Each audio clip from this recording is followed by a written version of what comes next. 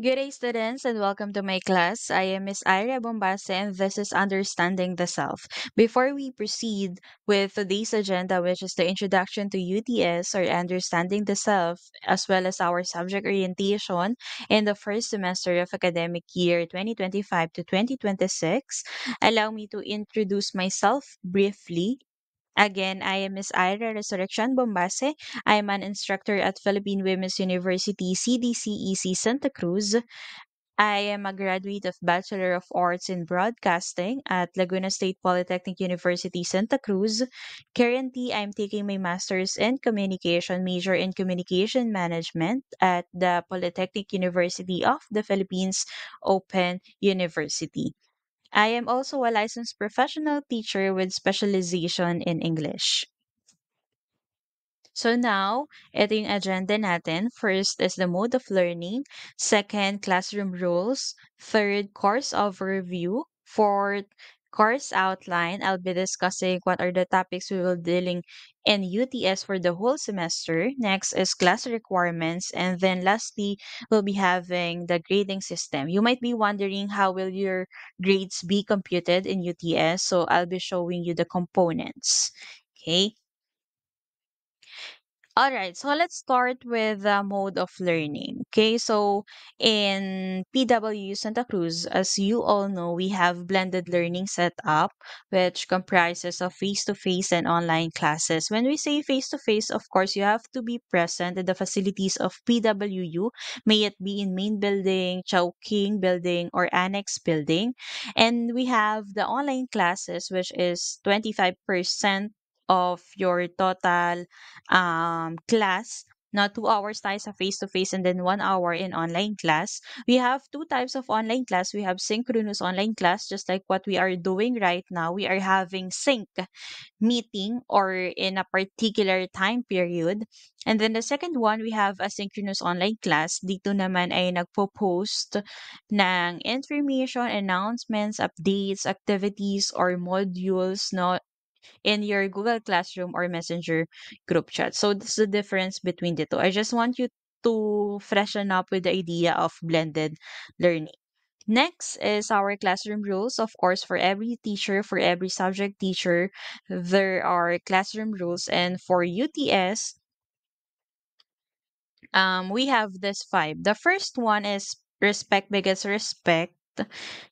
I know you are already aware of what respect means because you're already in the first year of college. And kung maaalala ninyo, yung sinabi ng isa sa mga housemates ni Kuya sa Pinoy Big Brother, ang respect ay hindi ini-impose, ito ay ini-earn. Okay? So, I want you to be reminded that respect shouldn't just be give to your instructors, but also to your classmates, to the people you get along with or you encounter inside and outside of the school, and most especially to our non-teaching personnel. Okay? And then the second one, we have attendance is a must for both face-to-face and online classes. So, there are students kasi na pakaramdam siguro nila ay okay lang hindi pumasok sa online classes because they are present naman during the face-to-face meetings. But I'd like you to know na parehas lang siya ng attendance. Sorry for that. Parehas lang yon ng attendance. So, I'll be getting the attendance during your face-to-face and then I'll be getting the attendance as well during the online class. So, you have to be present in both of those classes. Okay. I am very particular with the attendance. Next, we have number three, 15 minutes grace period. So I'll be giving everyone 15 minutes. So if our time starts at 9, we will start our attendance checking and discussion or activities at 9:15 and we will lock the door at 9:15. So wala na pong malilate kasi meron na kayong 15 minutes grace period. Okay? And then that goes well with other schedules. Kung ang schedule natin ay 2, kung ang schedule natin ay 12, kung ang schedule natin ay 7, now 15 minutes grace period for every class. Next, number four, failure to strictly comply with the deadline will not be entertained. So I'm also very particular with the deadline because that will build the discipline of the students. Kung hinahayaan ng teacher na tumanggap kahit late na, mamimihasa yung mga bata na ang thinking na lang nila ay tumatanggap naman si ma'am ng late, wag na nating tapusin ngayon. Okay? I want you I want to help you build your discipline. Okay? That's why I am very strict with the deadline. Kung hindi po nakapagpasa ay that's incomplete requirement already dahil ako naman ay hindi nagbibigay ng activities na you have to pass it right away. Exemptions kapag face-to-face classes. Kapag nasa online, even if you ask other sections who already had their UTS with me last year, I am giving them actually 6 to 7 days to accomplish the task. For example, this is the usual routine. No, not all the time, but this is the usual routine.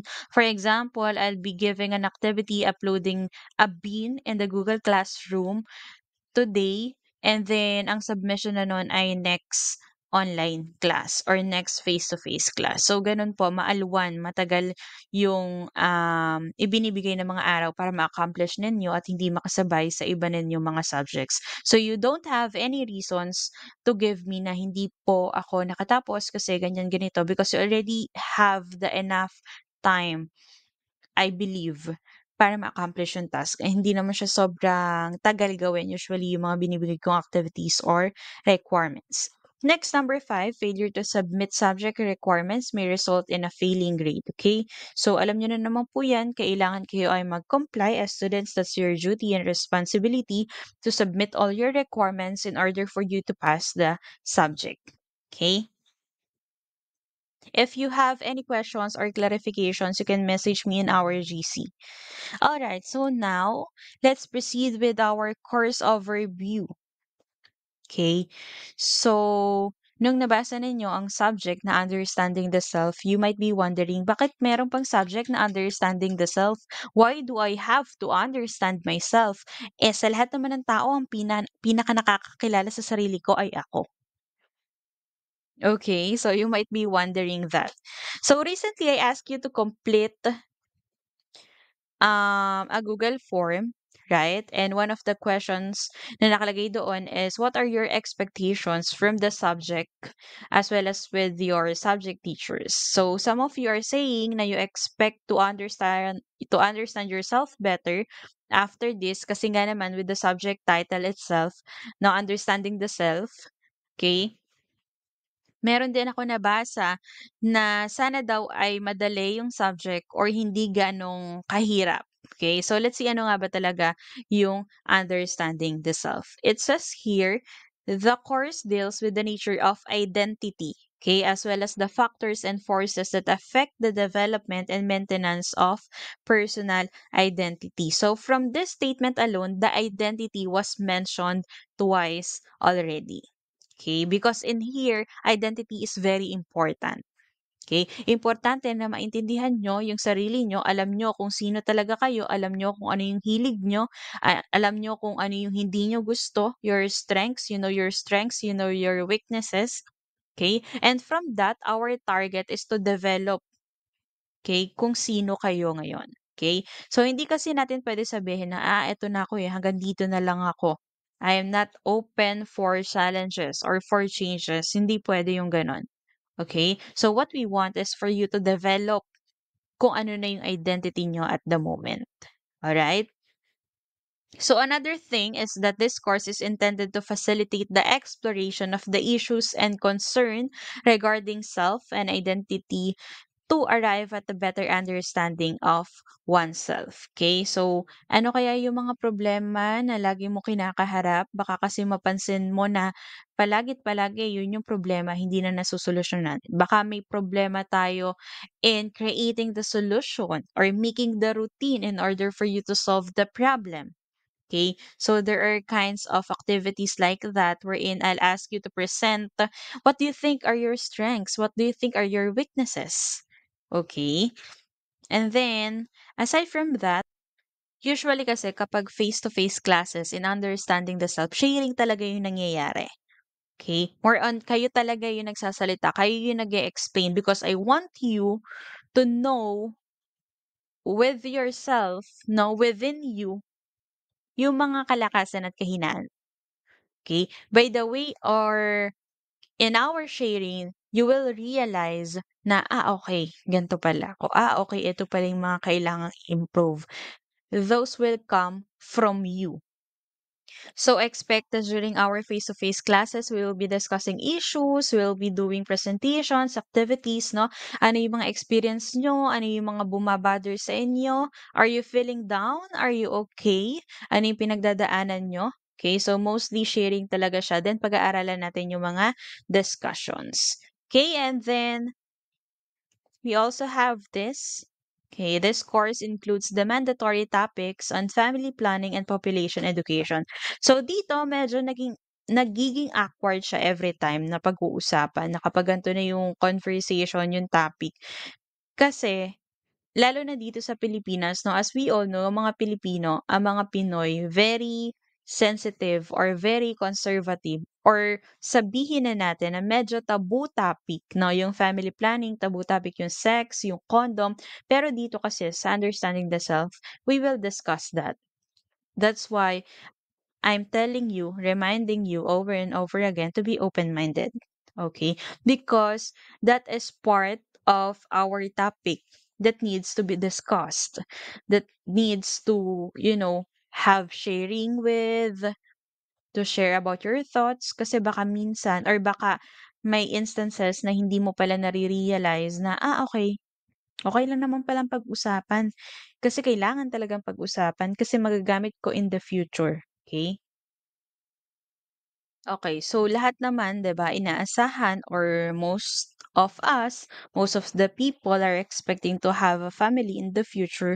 So it is very important to discuss these things and to learn more about these things. Okay, we are mature enough to discuss this topic. So yun yung course overview natin. Now let's proceed with the course outline. I will discuss the topics, the coverage for our whole semester. The whole semester meron tayong 3 chapters. Chapter 1, the self from various perspectives. Chapter 2, unpacking the self. Chapter 3, managing and caring for the self. Okay, so lahat yan sa buong semester, yan po ang ating pag-uusapan. So chapter 1 muna tayo. Course outline, pakita ko lang sa inyo kung ano yung mga i-discuss natin for the whole semester. In chapter 1, meron tayong 4 na lessons. In lesson 1, we have philosophical perspective. And under philosophical perspective, we'll talk about this 11 philosophers. Hindi ko na iisa-isahin because as we go through the class, may isa-isa naman natin yan at madidiscuss natin yan later on. Okay? So ano po yung gagawin natin dito? Ang gagawin natin dito is to understand ano ba yung pagkakaintindi nila pag sinabing self. Ano ba yung self? Body ba siya? Or body and spirit? Or mind, body and spirit? Or mind lang? Okay, so iba-iba yung perception or point of view ng ating 11 philosophers. So, iisa-isahin natin yan in our lesson 1. And after that, what I want you to do is to look at kung kaninong definition ng self pinakamalapit yung definition mo of the self. Okay? So, yun yung ilan sa gagawin natin under this lesson. The next one is lesson 2, sociological perspective. Under this, we'll focus on 3 sociologists, si Mead, si Cooley, and si Goffman. We will focus on how our society will affect ourselves. Lesson 3 is psychological perspective. So we have philosophical, sociological, and then psychological. Okay? So dito naman sa lesson 3, we'll talk about different psychologists and their concept of self. Most probably, the most well-known in the list would be Sigmund Freud, but we will be discussing all of these 7 psychologists. The last lesson under chapter 1 is Western and Eastern concept of the self. So kung mapapansin ninyo, sa first 3 lessons kasi natin, from philosophical to sociological to psychological, lahat sila mga Western. So usually galing Europe, America. So dito sa lesson 4, we will focus on Eastern as well. Coming from Asia naman dito. Okay, so yung concept ng self based on four religions, we have Buddhism, Hinduism, Confucianism, and Taoism. So that's the coverage for chapter 1. For chapter 2 naman, we have 6 lessons. For the first one is about physical self. We'll talk about the changes sa bodies nyo and then yung body image nyo. Ano nga ba yung body image? Ano ba yung body image nyo? Feeling mo ba ang ganda-ganda mo? Feeling mo ba ang pangit-pangit mo? Okay? So how do you see yourself? What are the causes and effects of poor body image? Okay? So pag mabababa yung self-esteem mo, pag sinabi nating self-esteem, yan yung confidence, self-confidence. So pag mababa yun, paano kaya siya nakakaapekto? Ano kaya yung nagkukos nun? And then, next one, we have the concept of beauty. Saan ba galing ang concept of beauty natin? Okay, so sa societal standards ba? Sa standards ba ng parents mo? Sa standards ba ng nakikita mo sa social media? Okay. So for lesson 2, this is where it gets awkward. Most of the time, pag nandito na sa topic na ito ay, yes, interested ang mga students, pero it gets awkward kasi sometimes they don't want to participate. Nahihiya sila. So we will discuss physical development, what turns people on, sexual orientation, gender identity, sexually transmitted diseases, triangular theory of love, and responsible parenthood. So, lahat yung pag-uusapan natin kasi at the end, no, the last bullet, responsible parenthood. In the future, we have to be responsible parents. And how can we be responsible parents if we are not open in discussing the sexual self? So, we really have to go through this. Next, lesson 3, under material self, ano nga bang meron tayo? And kung may pera man tayo, ano yung mga bibilin natin or yung una nating bibilin? Ano yung priorities natin, materially speaking? Okay? And how does it affect our self? Yung material possession natin, paano tayo naaapektuhan? Next, lesson 4 is about spirituality. Do you believe in God? How did you find out about God? About your God? How many God do we have? One lang ba or two ba para sa'yo or three ba? Okay? So if we're going to talk about spirituality, we'll be talking about religion as well. We'll also be talking about rituals kasi part siya ng spirituality, and then we will discuss some religions, beliefs around the world. So we will focus on religions na popular or marami nag-observe ng religion na yon around the world. So we'll focus on Buddhism, Christianity, Hinduism, Islam, and Judaism. So for lesson 5 naman, we'll talk about political self. In here, I will ask you to complete the sentence. Pilipino ka kung. Paano masasabing Pilipino ang isang tao? Dahil ba gumagamit siya ng tabo? Dahil ba kumakain siya ng kwek-kwek, ng isaw, ng turon without sugar? Okay? O dahil ba nagmamano? Dahil mahilig sa bibingka, kumakain ng balot. Okay? So, paano mo masasabing Pilipino ang isang tao? So, symbols, heroes, rituals, values, and then we'll talk about strengths and weaknesses of the Filipino characters. Okay? Kasi kung mapapansin ninyo, laging sinasabi ng mga dayuhan, mga Pilipino, mga hospitable. Kaso, okay, so may kasunod na kaso. Okay? So, kaso, laging late. Kaso, Filipino time. So, yun yung mga pag-uusapan natin. Siyempre, kapag merong strengths, meron din, of course, na weaknesses. And for lesson 6 under chapter 2, the last lesson under chapter 2 is digital self. Okay? So lalo ngayon, this is very important. Everything is online.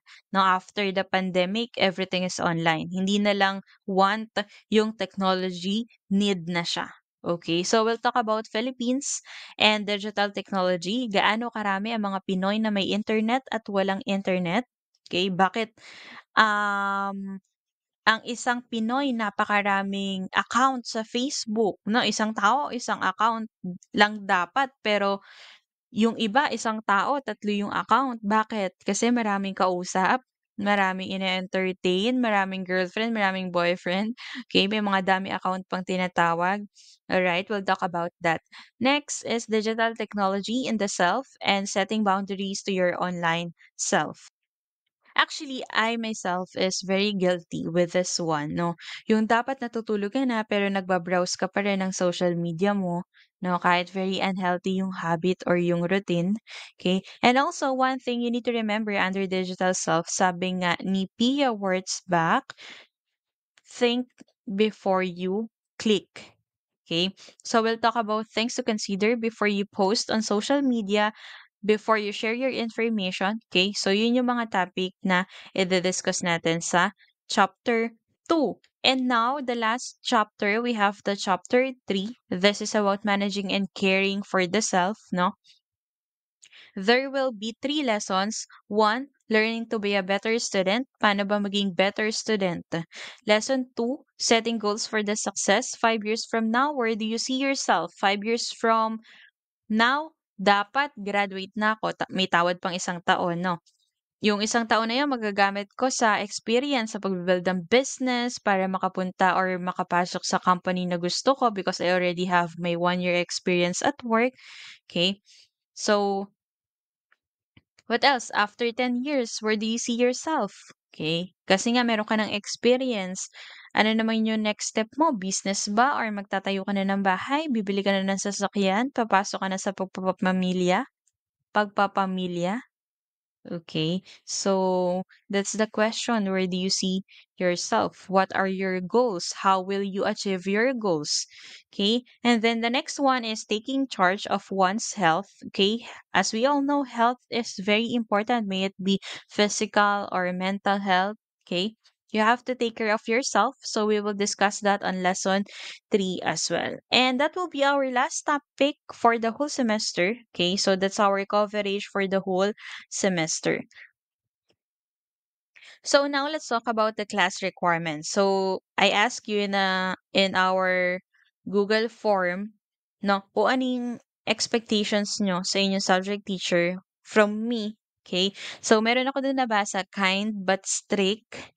Okay? Gusto ko yun. Kasi there are students na kapag kind lang, yung teacher ay naaabuso. So still kailangan maging strict. Okay. And then, meron din ako nabasa na since understanding the self yung subject, sana understanding din daw ako. Yes, I am very understanding and considerate. That's why for every deadline, I am giving days for you to accomplish. I'm not asking you to submit it right away. Okay, and I'm giving 15 minutes grace period for you not to be late because if you are late, 3 times late, that's already 1 absent, and that's in your performance task, your attendance. Okay, so what else? We have 100 points in quizzes, most probably 2 quizzes or activities that will be converted to quizzes, no? And then 100 points for assignment or recit work, 100 points for attendance, 100 points for recitation, and 100 points for exam. Ito po ay prelims lang. All of this ay prelims lang. So another set for the midterms and another set for the finals. Okay. So you might um have this question in your mind no as we go through with our subject orientation and introduction in UTS. Kapag po ba bagsak ako sa subject na understanding the self, ibig sabihin po ba nun hindi ko na naintindihan yung sarili ko? Okay? So ito po ay tanong na lagi kong naririnig. And to answer it once and for all, no, not necessarily. Okay, pwede kasing naintindihan mo naman yung sarili mo, kaso nga lang ang problema, hindi ka nagsasubmit ng requirements. Okay? So, syempre, that's another concern to talk about, no? That's why I'm reminding everyone to always submit your activities before we even start or before I even give you one. No, reminder lang ng reminder dahil ang gamot nga sa kalimot ay paalala. Alright, so for your first assignment, I'll be uploading a bean in our Google Classroom. So doon nyo po i-upload ang inyong creative self-introduction.